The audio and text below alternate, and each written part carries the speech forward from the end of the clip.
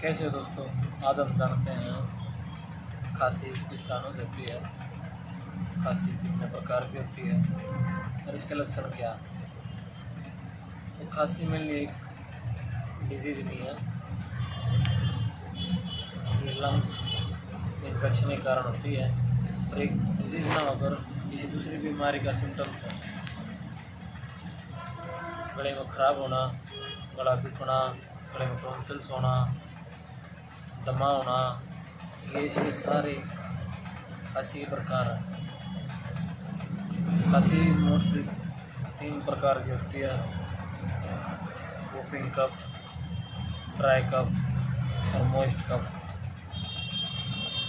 जो dry cough होती है उसमें आदमी ज़्यादा गर्म चीज़ों का सेवन कर लेता है, जिसके कारण वो कफ सूख जाती है और खांसी उत्पन्न होती है। स्पूटम इसमें बाहर नहीं आ पाता है और प्रेशर लगाने पर थोड़ा बहुत मक्कस बाहर आ जाता है।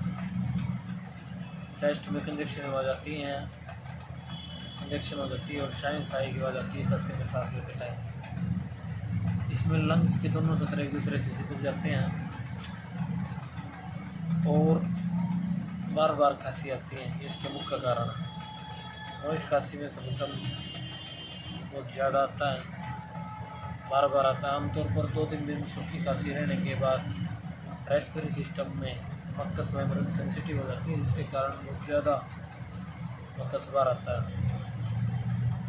वूपिंग कफ एक तीसरे नंबर पर आती है। वूपिंग कफ इन्फेक्शन एक डिजीज़ है जिसमें सबसे ज़्यादा बलगम आता है और सांस लेते वक्त वूपिंग की आवाज़ आती है।